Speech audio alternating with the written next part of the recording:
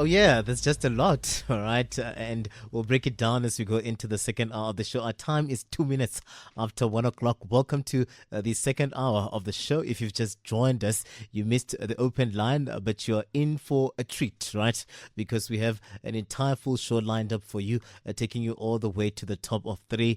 And Tlhogonolo Musue is here in studio with us. He's a social commentator and helping us this morning to mark yet another installment of our social corner. Here, remember, we're intentional. We tend to talk about social issues. It's a safe space. That's what I like emphasizing when I start, talking about various of these issues that would speak to social matters. And this morning, I want us to really just be as free as we can to share our experiences as well, be candid as well as much as we can as we try to navigate this complex matter. It's an element of crime, an issue of crime that is really, really wreaking havoc in various of our communities here and not spoken of enough. So this morning we're going to be talking about it, putting it under the spotlight. This would be the rise of occult gangs in South Africa. So Tlhogi will help us understand occult gangs, how they manifest and who they are, and how to identify them as well. I know it becomes somewhat of a tricky situation or position that we places Tlhogi here, because he's not a gang leader, but he's someone that knows about certain of these matters as he more or less looks at them in terms of the social space that we find him. And you at home, you're welcome to form part of the show this morning on 0861 987 000. And thereby X we go by at Power FM 987 at Katlego Legodi _ Tlhogi, good morning. Welcome to the show. Good morning. Always a pleasure and certainly grateful to be here. Dealing with something different. Something that we often, I don't know if I can say we take for granted, but certainly something that we overlook. And I think it speaks to a great travesty that as a country, as a people, as a society, really, we often find ourselves in a space whereby we don't realize the importance of something, we don't realize the gravity of something until a catastrophe or a casualty related event takes place. And that's the case that we find ourselves with when we deal with this, a reality that has, truth be told, long been there,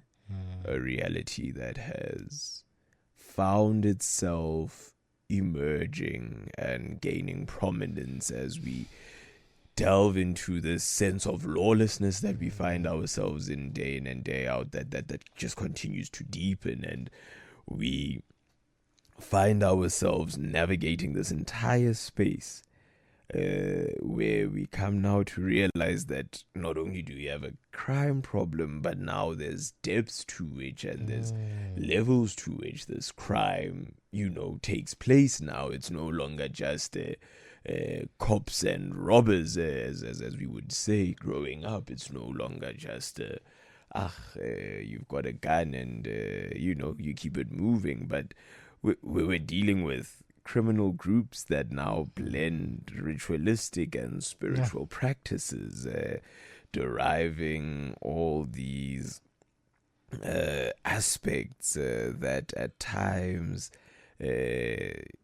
many are not well versed in or are even capacitated to understand. And so you just have an entire level of something so different that you're unable to fathom, because in the actual sense, make it make sense, because it doesn't. And so that's what we're dealing with, the understanding that we're literally in a space where we've got this entity, this thing, this evil, if you will.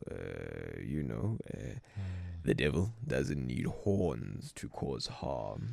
Sometimes comes dressed in tradition, religion, or even law, and that's the intersection that we find ourselves in. That dressing in tradition, religion, law, lawlessness, but we're dealing with this entity that we can safely say a new face. I don't even know if we say the new face of crime, but the hidden face of crime, really, that is just as dangerous and the explicit face of crime, and one then looks at it to think that the mission then, I don't know, gangs, when they tend to manifest like what we see being reported, for instance, in your Cape Flats, your Westburys here in Johannesburg, and when you see them manifest and over time, you'd think it's just a matter of naughty boys, right? Just banding together, and then they want to go commit crime, and then they want to spark fear in each other, and it does become territorial and the likes. But we see this one becoming more pronounced, and we see religion as well playing itself out. For instance, as we look at some of the names even that are attributed to some of these groups, you see them calling themselves your 666s, right? That has a reference to the Bible and everything else, the devil, and they call themselves your BTK, your born to kill, meaning that they are pronounced in what they want to do, the natural born killers. This would be some of the names that are put out there, and this then gives you a sense of the gruesomeness that is now attached to not just being naughty boys, but it become somewhat extreme. Is this something that has always existed, or it becomes somewhat of a foreign concept that is even shocking communities here? Or when you look at it, there's always been that element of devilishness that would go with one joining and becoming a part of a criminal, syndicate or a gang of some sort. So here we have, right, as you say, occult gangs, which really are criminal groups that blend ritualistic or spiritual practices derived from muti, witchcraft, Satanism, or pseudo-religious symbolism with organized criminal activity, murder, extortion, kidnapping, human trafficking. So they add this. There's an intersection between belief and crime that takes place, right? And what is seen is this facilitation, creating the pseudo-religious system, mixing it with general gang life and criminal activity, and facilitating a space of murder and violence. Now, the belief that lies in that, which is the case in any criminal organization, really, is the need for power, the need for domination, the need for the attainment of wealth, of resource, and any other thing that will be able to advance your specific desires and resources. And then we come now to this space where that's the essence of criminal activity. Then there comes this belief aspect that has them and has these groups and these people believing in rituals that will grant power, protection, success, the mirroring of medicine murder practices where human body parts are used as muti. The practices that you would often hear, so and so was sacrificed, and those aspects, and so they fuse those aspects. And so ironically enough, if you actually had to look at the storyline of one of our South African shows on Netflix, Kings of Joburg, it actually has just undertones of that aspect, of the exploitation of spiritual fears and beliefs to maintain control, and this is what's used. So it ends up then being your normative gang. And I mean, we've seen the documentaries, we've read the stories, the initiations that come with joining any other specific gang that you may think of, and the acts that you need to do. But then there's also this aspect of things that is deeply rooted in this. And ironically enough, I remember once analyzing a couple of TV shows. Obviously, this is creative writing of people at its best, but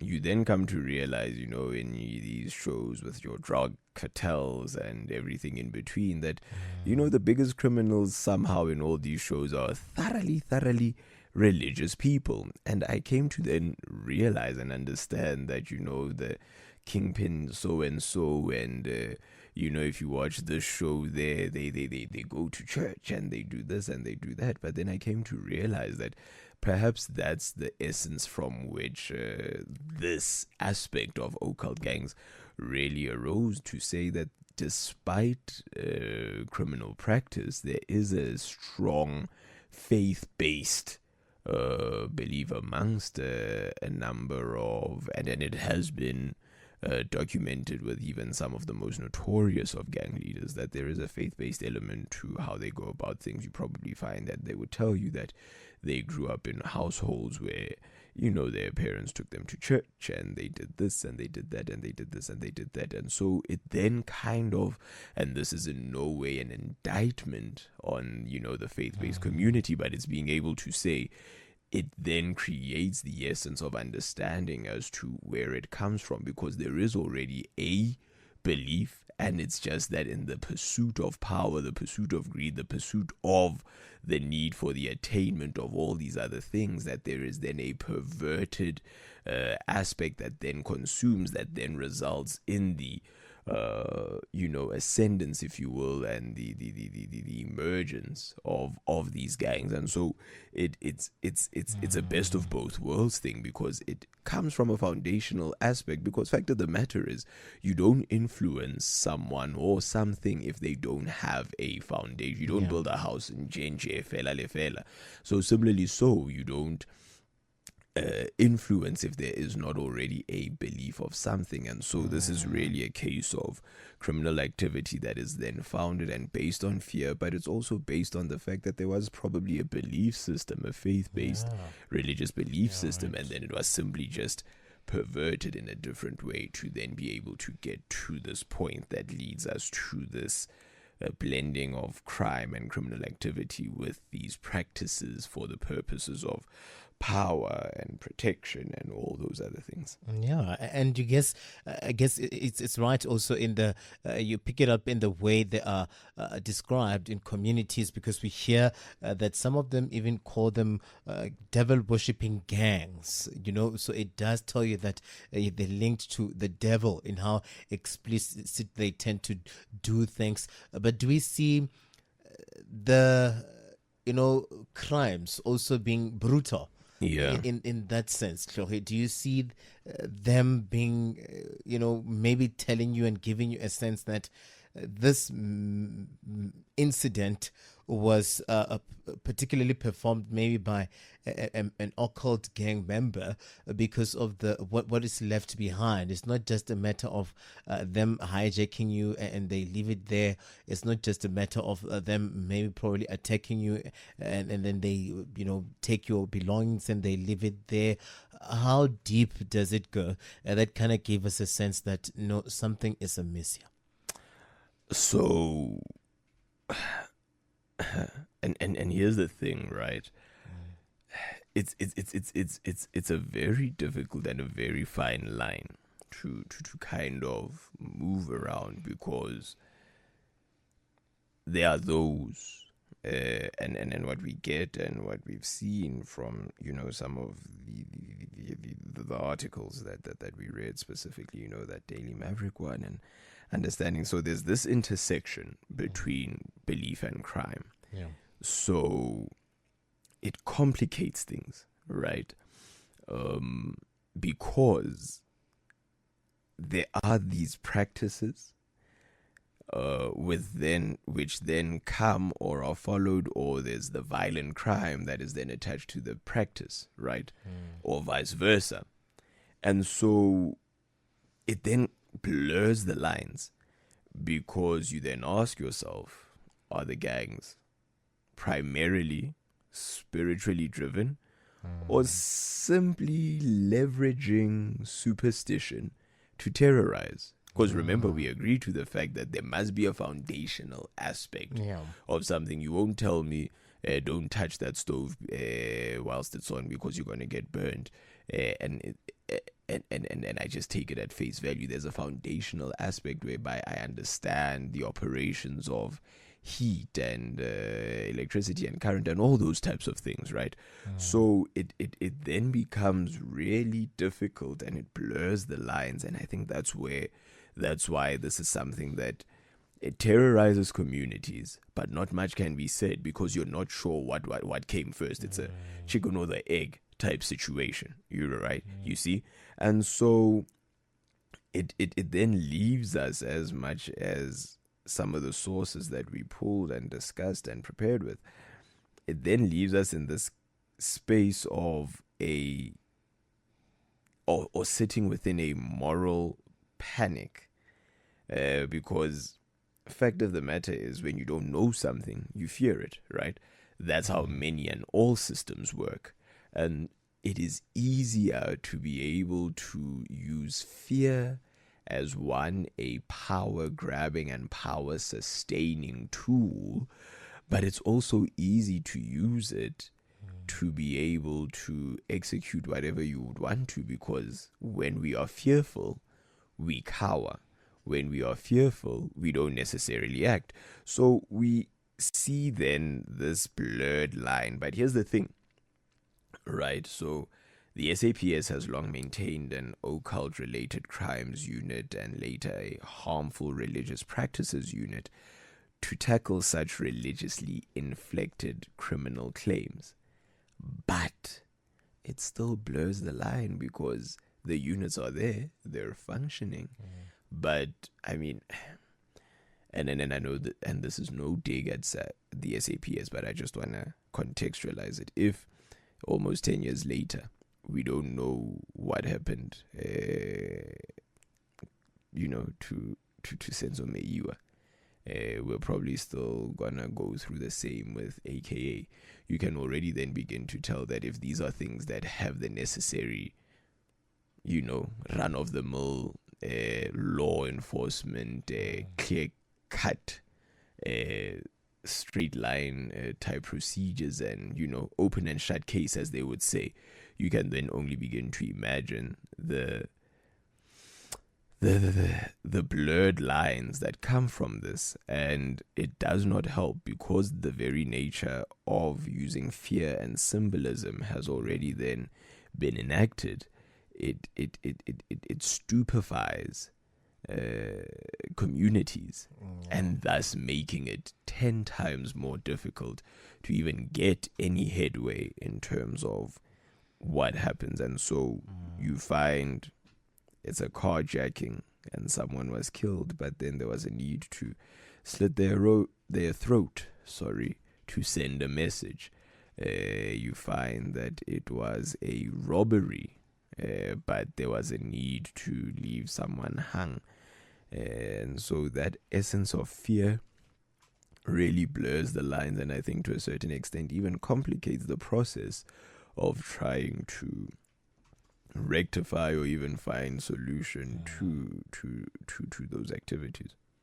Yeah, and really, when you look at it, it does become a little bit complex because it's occult. You know what I mean? It's not as clear as you having, knocked someone over and the night. Hence, you were mentioning that the police have, formed this unit as well, even extended it and strengthening it so that they kind of cover all the tracks here. But we still see this crime, continuing here. I reminder to our listeners at home that you find us in our social corner. I want us to talk about occult gangs or even just occult crimes that you find playing themselves out in your communities. Some of these cases that have shocked you, and you're like, why? Well, why did it have to happen like that? And how do you see, or how do you link it to some of these issues that would tend to play themselves out in our communities?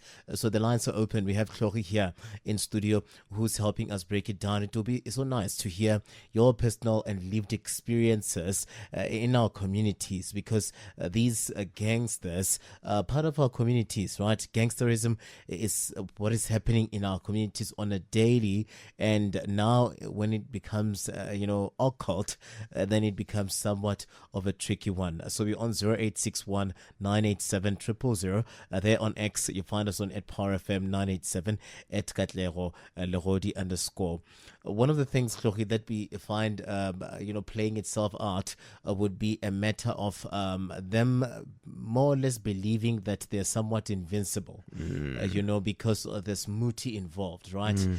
Which is why then I suspect that there's always somewhat of naivety as well that would play itself out, or just the belief here that there's a superpower that would protect you from wrongdoing as long as you keep on doing somewhat of sacrifices. Because we see as well that some of these gangs believe that there should be somewhat of a sacrifice for you to keep getting stronger, for you to keep getting power.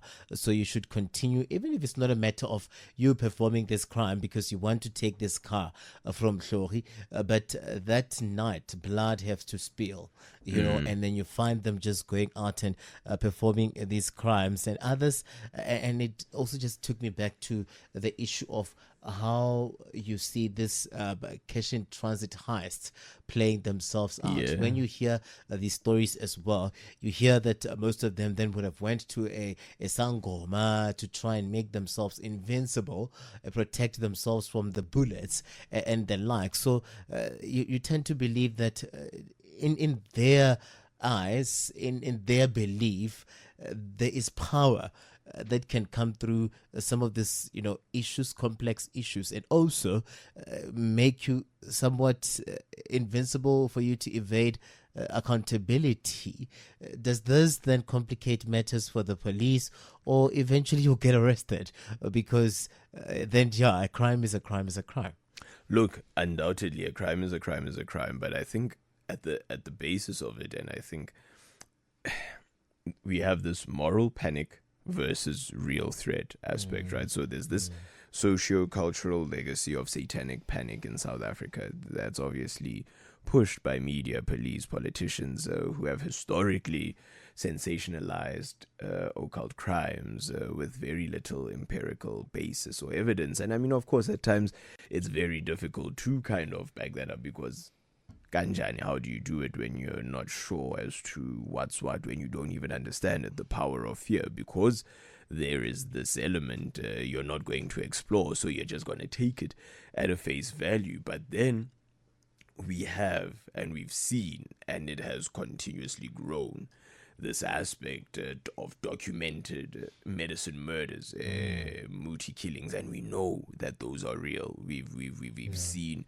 Even if we take for a moment away from occult gangs and just look at another aspect where we know where there was a deeply entrenched practice both here in South Africa but across the continent as well, pertaining to muti killings, specifically of people with albinism, and so you then come to see that, okay, so these are those gray areas and those lines that you're not actually sure whether you've crossed over in the border into another country or not.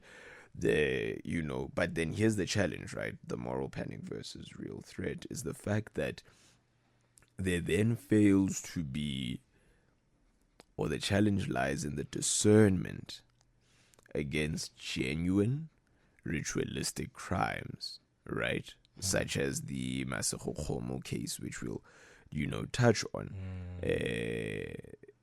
and sensationalized narratives If we take a case like the railway killer, Themba Vilakazi, who claims Satanism but likely used this to justify personal motives. It's the same way in court if someone is accused of murder and they stand on trial, and Nicholas Ninau, the Dross rapist, he knew very well what he was doing, and what was the first thing that his defense team wanted to go and plead? Insanity, go for evaluation, and so this is the same thing that we then find here in terms of the challenge in and around occult gangs and these, because like I say, fear stupefies you. Like how in your neighborhood, if there's a house there and it says beware of the dog, and you see that dog but your best friend lives there, and you know for a fact that you are scared as hell of dogs, you are not going to make your way in there. But you are stupefied by this fear, and it then allows you to then be able to create as many things or as many stories. But let's take a look at Masego Khomo. So 2009, 10-year-old from Soshanguve murdered, mutilated, to supply body parts to a Sangoma's ritual herbal medicine. The killer received life imprisonment. This obviously took us by storm. I think I was 14 at the time. Yeah, I was 14 at the time of this case. And it obviously raised many alarms. But what we have, spiritual beliefs, the unknown spiritual beliefs, practices that are, known to others but not known to all. Spiritual beliefs weaponized in child killings, and then obviously fueling public outrage. Then we use and look at then Themba Vilakazi, the railway killer, 2005 to 2012. He stabbed multiple victims near Pretoria railways, and professed that he acted on Satan's orders, even tattooing the numbers 666 on his forehead. However, following a whole assessment, following an entire evaluation, they suggested, sexual motives. The occult was possibly used as a facade, which then brings into the picture a whole nother thing, the psychology thereof, which then raises the issues to be able to say, when you're a criminal, just like any other person, you may be a sociopath, you may be whatever the case, there are actions to which you are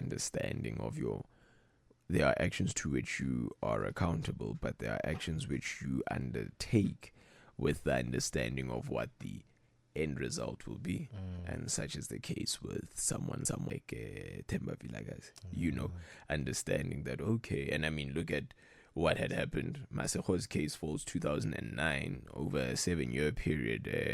Themba Vilakazi was there. So obviously it goes without saying that there's the possibility that, okay, if I continue with this, that, and this in this specific way, I can then use something like this as a justification to kind of make, just a justification for my actions.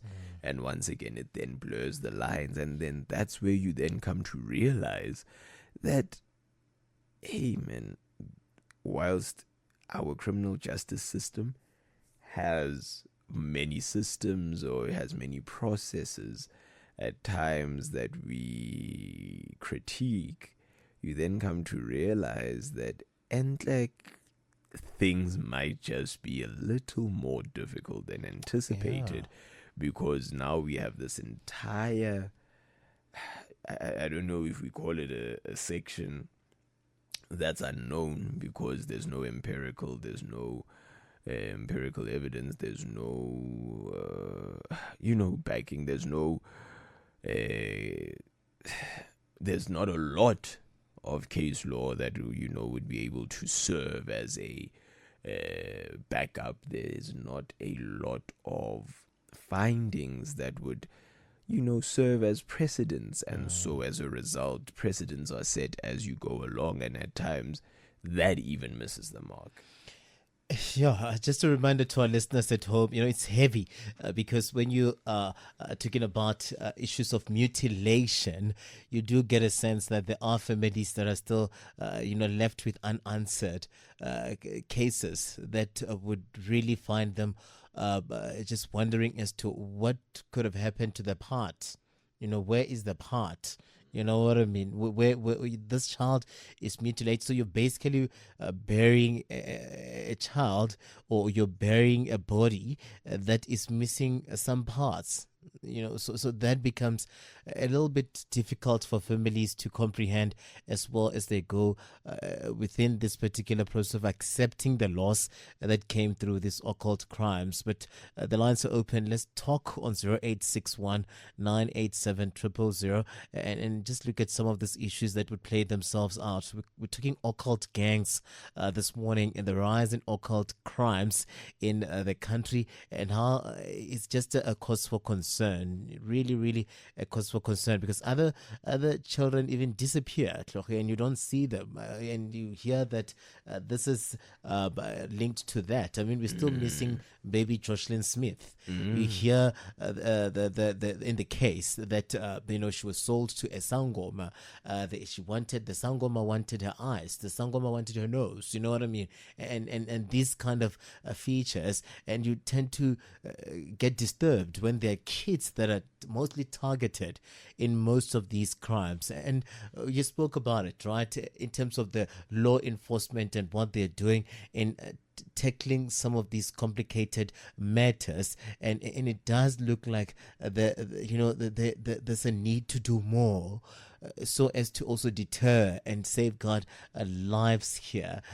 Do you get a sense, Chloe, that our law enforcement authorities, the investigators, need specialized training to understand occult practices and the beliefs in order to then properly investigate these crimes and also intervene where they can? Because it's not just a simple crime.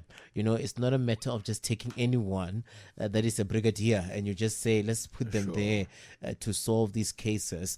Do you get a sense that there's a need now more than ever, as we see some of these cases becoming complex and we're seeing the rise then of occult gangs, that there would be a need then for specialized training, for the members of, the SABs, those in blue, to understand these occult practices and beliefs, and to really be able to intervene and properly investigate these crimes in a way that they will then find this missing body part, because we can't then be burying a child without the body part. Someone has to follow the body part. Nah, undoubtedly. And when we talk about Jocelyn Smith, there's another aspect to this, around socioeconomic drivers, but we'll get to that. But and now this is where the gray area now becomes, I don't even know if we call it charcoal gray or whatever we call it. But I was, as preparing for this, I was quite interested, or I found it interesting rather, to realize that the SAPS, as mentioned, has maintained an occult related crimes unit, and then later a harmful religious practices unit, to tackle such religiously, or such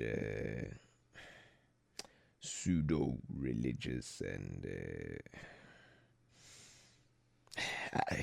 inflicted crimes, because it's also very, you don't want to say faith-based crimes, but there's a small anyana way in which they can be termed that, right? Then I was surprised to then also learn that there's traditional regulations like the Witchcraft Suppression Act of 1957, which still criminalizes witchcraft-related practices, even if they are non-violent, right? Now, here's the chat around this. You've got units that are specialized in this.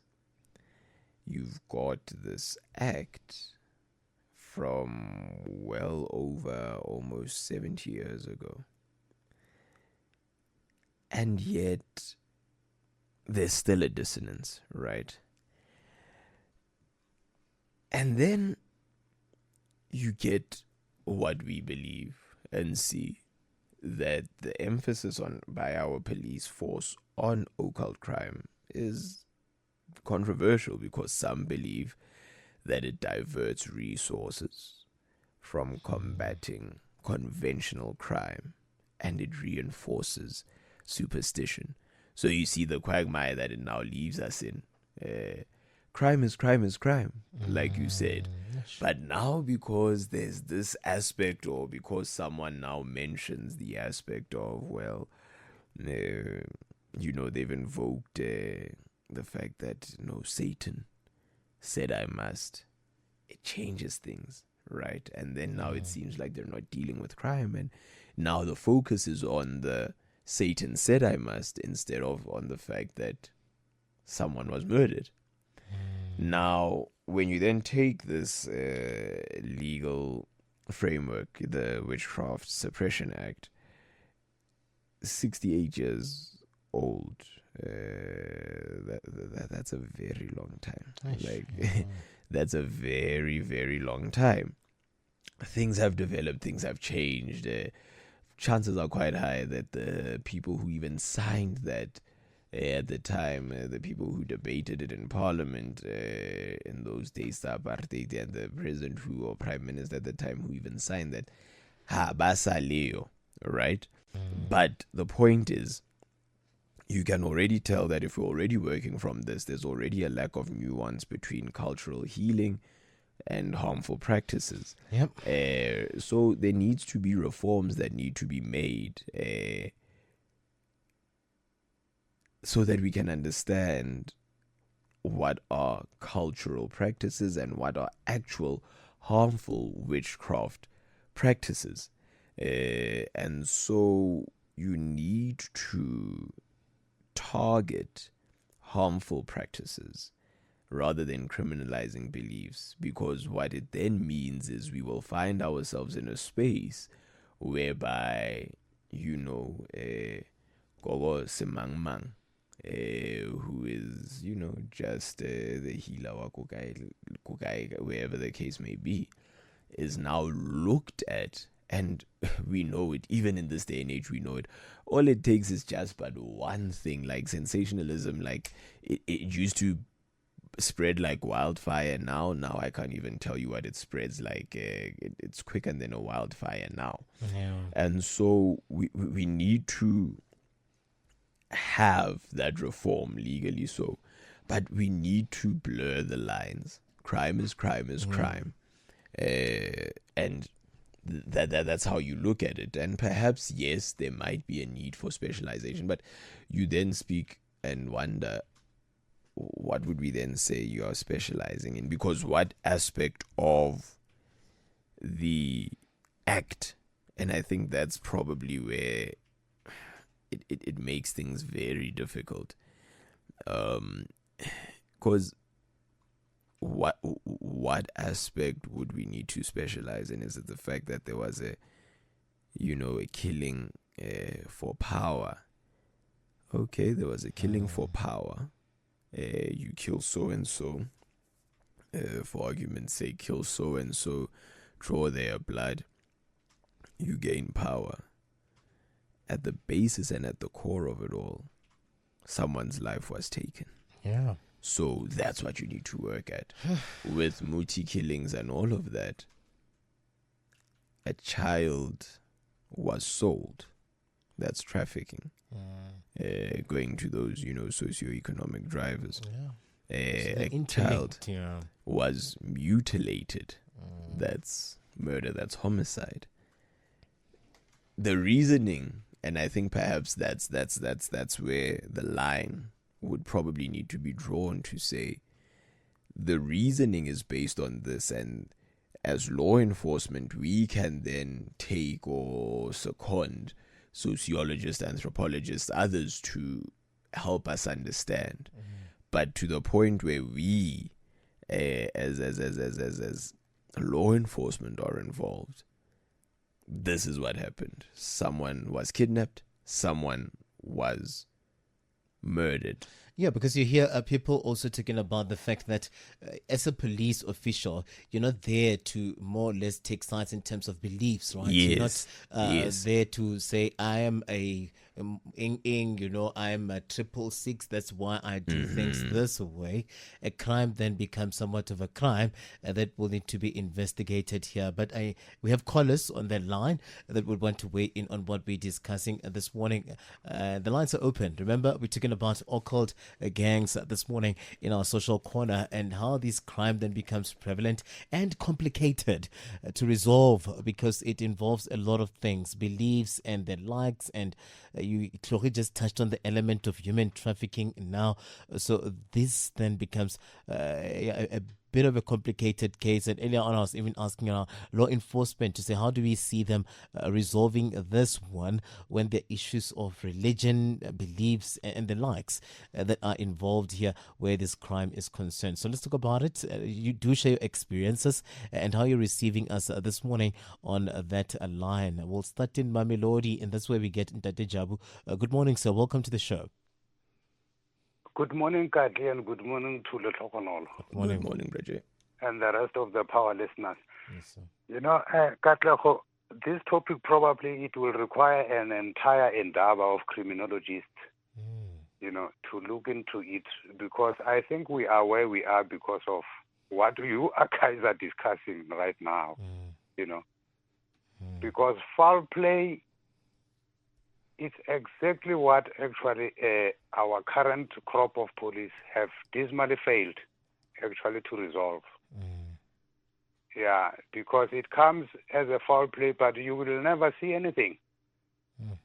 And our constitution itself is very silent when it comes to those type of crimes.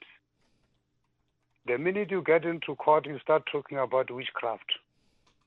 It's very silent when it comes to that.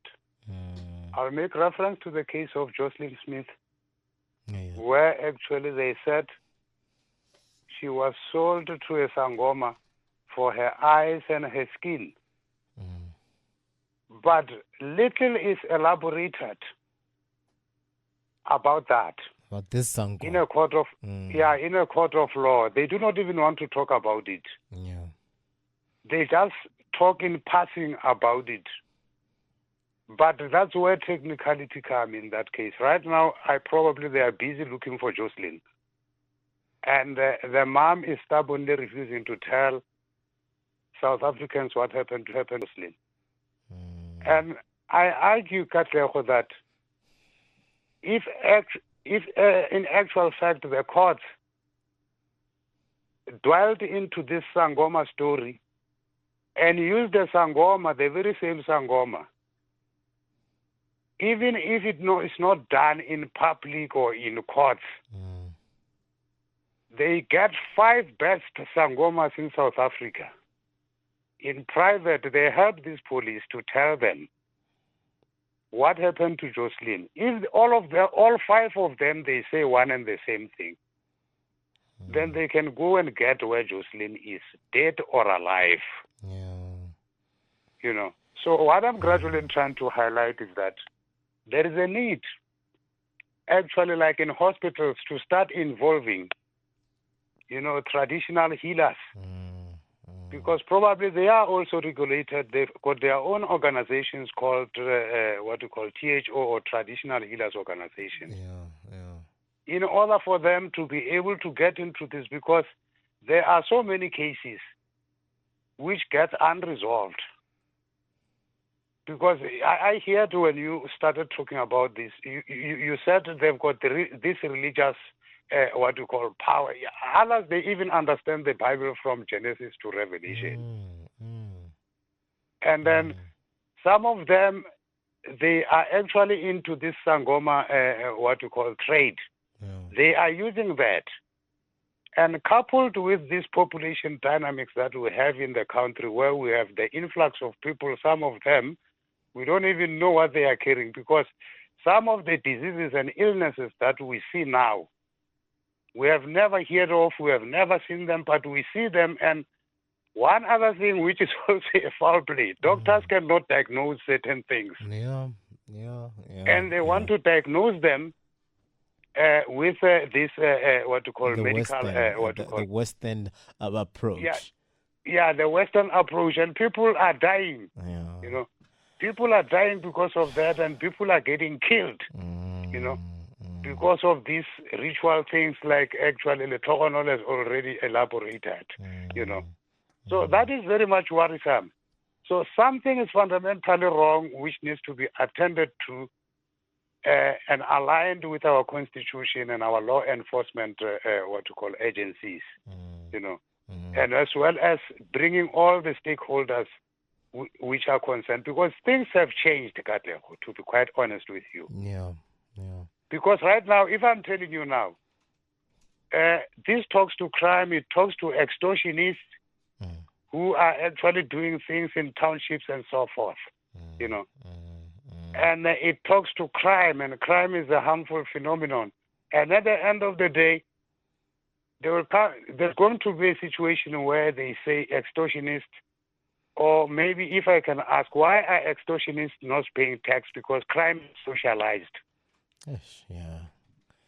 Yeah, crime is socialized. So you'll end up asking yourself, this is the biggest job when they talk about job creations and all of that. Yeah, the biggest jobs that they've created what you call extortionists. So why are they not paying crime? Why are they not paying tax? And then that would mean that you are you are formalizing this crime now. You are basically recognizing it and more or less making room for it to flourish, for people to own it and say, I am a cash and transit heist individual, and I have all of these monies. Okay, you can text me. You can text me now because I got this monies from crime. It's just it's just another one. So that is the current reality. That is where we are now. That is where we are now, and we are busy arguing in courts. Yesterday, they argued the whole day in court for something that has got to do with crime. And they argued with an act and a section for the whole day, knowing very well that something needs to be done at the end of the day. True. But the current reality that we are faced with right now is that criminals are getting away with murder. And a crime is socialized. So when it suits the president, it's a prerogative. When it suits the president, it's a constitution.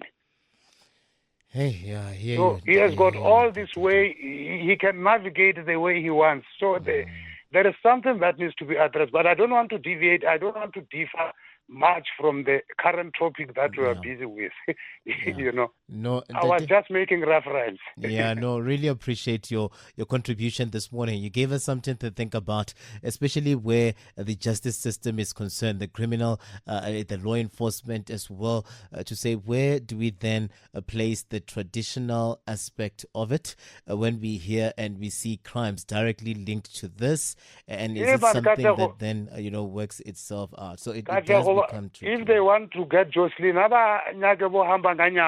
Jocelyn, man. Thank you very much. Thank you very much, sir, for the call. The Jabu colleagues there from Mamelodi. George, you also want to weigh in on what we're discussing this morning, calling from Soshanguve. Welcome to the show, Jijo.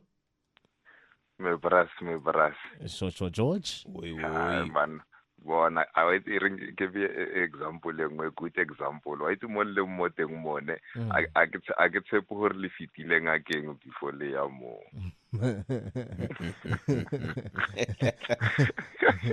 No ke nnete gore why tse ke matsapa a lwa tsireng hore le be mo le mo teng.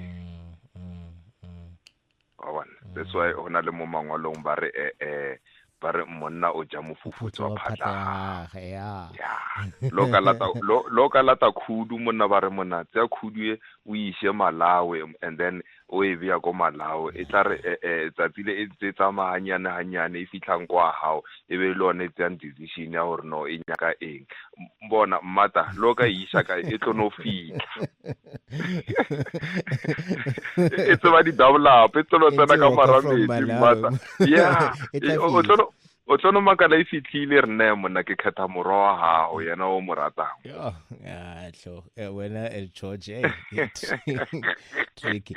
So what you're saying, I think I want to contextualize it to whether you like it or not, because we're talking about what the powers that these people believe they would have, right? That it's an easy way for you to protect yourself. Even transit, when you protect yourself, one way or the other, where it will catch up with you.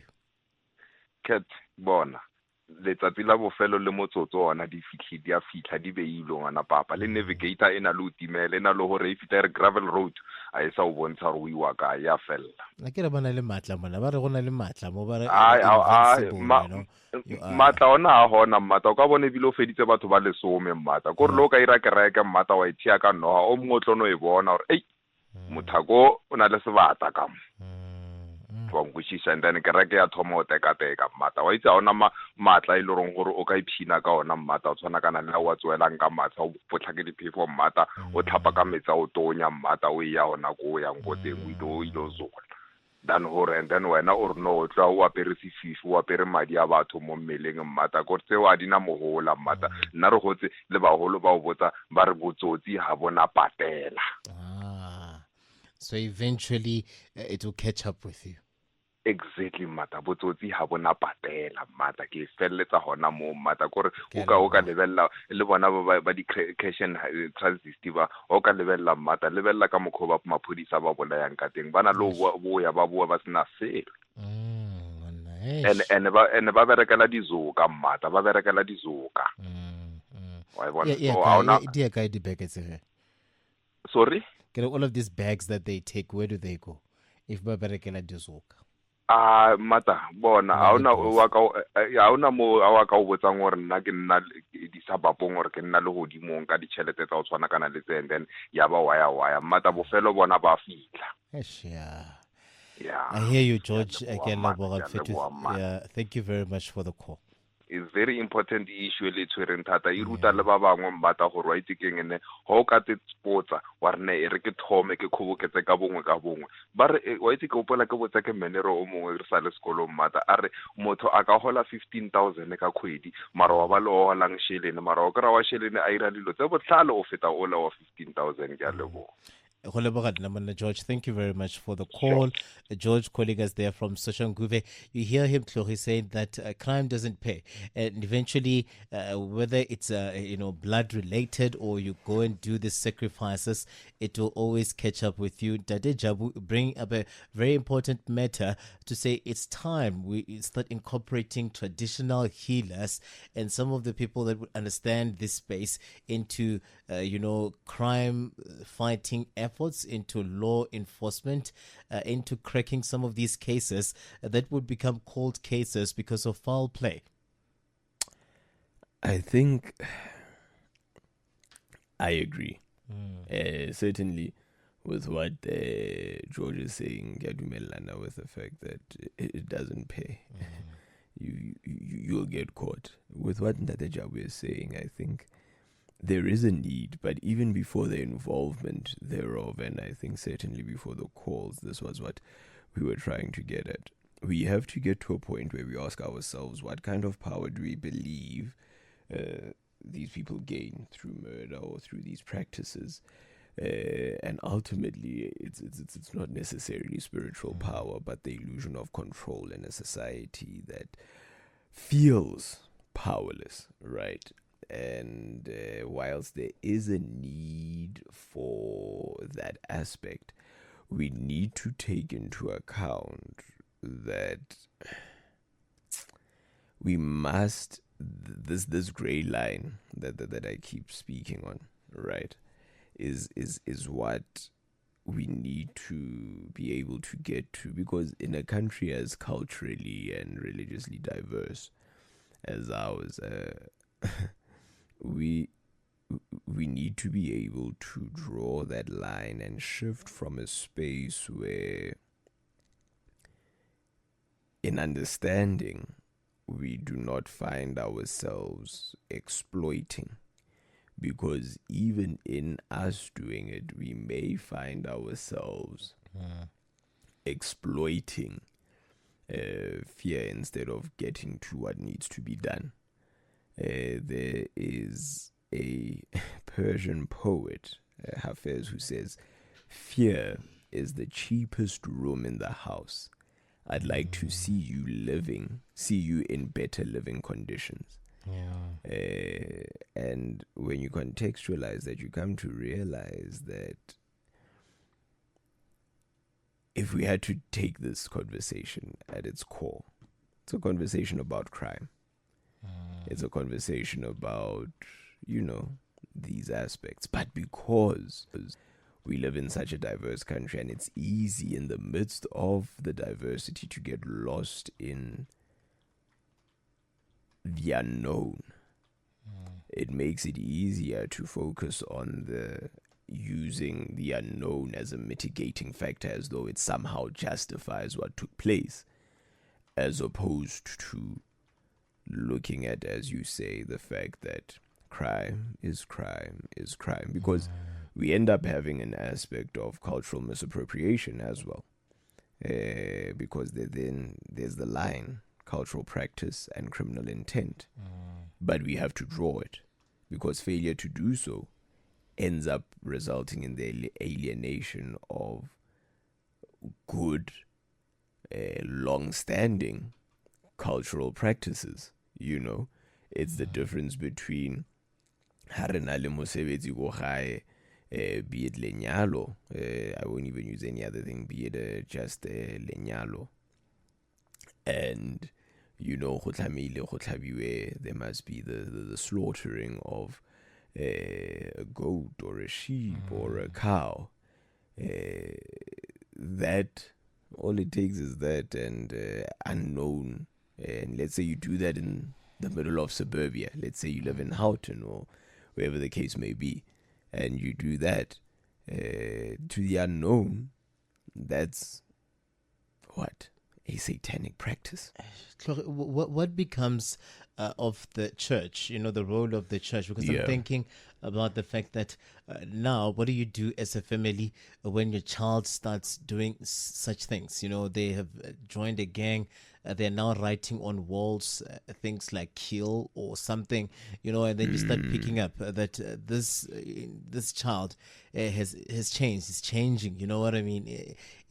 Maybe it started as a petty pickpocketing, and now they really find themselves deep within these occult crimes. So how do we advise parents to go about it? Because I would have said maybe let's rope in Baruti and the likes. What then becomes the role of the church? Let's maybe speak to the families, because I'm sure there are certain families right now that are also confused as to you know what I mean, because of this particular matter. You know what I mean? How do we advise them to move into some of these spaces? How do they come through for one? Ultimately, the role of the church is to play the same role that an occult gang may play. And I know it sounds weird, right? But these gangs may genuinely use spiritual symbolism to legitimize or magnify terror. And so it's in the distinguishing between sensationalist rhetoric and substantive motive that requires a specific empirical evidence and rigor. Similarly, so the church needs to be able to, and this is where suggestion and that as well comes in.